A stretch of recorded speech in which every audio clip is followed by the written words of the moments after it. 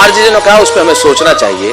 इस देश का कोई युवा जब सीमाओं पर शहीद होता है तो मैंने सिर्फ एक पंक्ति की कविता लिखी कि जिस दिन तू शहीद हुआ न जाने किस तरह तेरी मां सोई होगी, मैं तो बस इतना जानू वो गोली भी तेरे सीने में उतरने से पहले रोई होगी।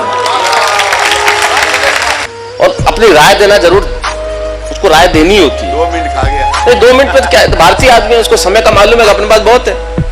हिंदुस्तान में टाइम की क्या कमी है? जिसके पास है टाइम ही तो है। अखबार पढ़ते हुए जिसका आदमी का जिंदगी में पासपोर्ट नहीं बना, ये ओबामा गया। तू जिंदगी में अमेरिका तूने देखा भी है? ये ओबामा आदमी तो आदमी। हमारे जोधपुर में एक आदमी तोता बेच रहा था, तोते की कीमत 20,000 रुपए। हमारी भाषा का आनंद देखना। तो किसी ने आगे कहा 20,000 रुपए का तोता, बोला कमाल का तोता है साहब, एक टांग उठाओ हिंदी बोलता है, दूसरी टांग उठाओ अंग्रेजी बोलता है। तो उसने कहा चेक कर लो। एक ने एक टांग उठाई, नमस्ते कैसे हैं आप, दूसरी टांग उठाई, हेलो हाउ आर यू। कोई पहुंच गया तीसरा, उसने कहा चेक तो करें, उनको पता ही नहीं तोता जोधपुर का, दोनों टांगे उठा ली। अरे तोता बोला गेल चप्पा पटके लग गई।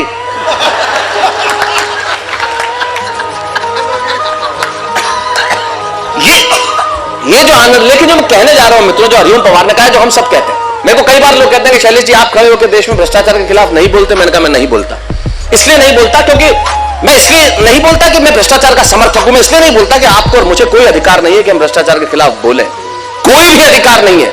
देश में राजनीति को गालियां देने से भ्रष्टाचार समाप्त नहीं होगा, कभी नहीं होगा। आपको और मुझे क्या अधिकार है भ्रष्टाचार के खिलाफ बोलने का? अगर रास्ते में हमारी गाड़ी में हम जाते हैं और हमारे पास कागज नहीं होते, हम पुलिस वाले को 200 रुपए देकर छूट के जाना चाहते हैं, क्या मैं भ्रष्टाचार के खिलाफ बात करूंगा? ट्रेन में मैं जाता हूं, मेरे पास सीट नहीं होती, मैं 500 रुपए देके सीट पे सो के जाना चाहता हूं, क्या मैं भ्रष्टाचार के खिलाफ बात करूंगा? मैं टोल टैक्स के नाके पे यह कोशिश करता हूं कि किस तरह से 60 रुपए बचाऊं, क्या मैं भ्रष्टाचार के खिलाफ बात करूंगा? मेरे नंबर कम आते हैं, मैं टीचर के घर जाता हूं और कहता हूं कि नंबर बढ़ा दीजिए, मिठाई का डब्बा ले लीजिए, क्या मैं भ्रष्टाचार के खिलाफ बात करूंगा? जब मेरी बैलेंस शीट बनती है, मैं चार्टर्ड अकाउंटेंट को कहता हूं पैसे कहां बचाऊं, क्या मैं भ्रष्टाचार के खिलाफ बात करूंगा? रास्ते में कोई किसी महिला को छेड़ दे तो मैं रुक के देखता भी नहीं कि कौन तकलीफ में है, क्या मैं भ्रष्टाचार के खिलाफ बात करूंगा? मैं इतनी जल्दी में होता हूं, किसी बुजुर्ग को रास्ते का पार नहीं कराता, क्या मैं भ्रष्टाचार के खिलाफ बात करूंगा? घर में बिजली का मीटर तेज चलता है, मैं तार फंसा के उसे धीरे करना चाहता हूं, क्या मैं भ्रष्टाचार के खिलाफ बात करूंगा? कोई अधिकार नहीं है आपको और मुझे। 1/125 करोड़ हिंदुस्तान आप हैं, 1/125 करोड़ हिंदुस्तान मैं हूं। आप अपना भ्रष्टाचार समाप्त कीजिए, मैं अपना भ्रष्टाचार समाप्त करता हूं। मुल्क का भ्रष्टाचार तब कहीं जाके समाप्त होगा। लेकिन इस मुल्क में सच बोलने की आवश्यकता है। मैं सत्तन जी की भूमिका में खड़ा हूं, फिर उन्हें बुलाना चाहता हूं। वो जो व्यक्ति सच बोलता है और कई वर्षों से बोलता है, सच बोलने की आवश्यकता है इसी मुल्क में। सुनना राज भाई, जयवंती बहन आपको कहता हूं, शंकर जी सच बोलने की आवश्यकता, कैलाश जी आप भी बैठे हैं, सच बोलने की आवश्यकता इसी मुल्क में है। कैसा देश है साहब, कमाल का देश है, अद्भुत देश है।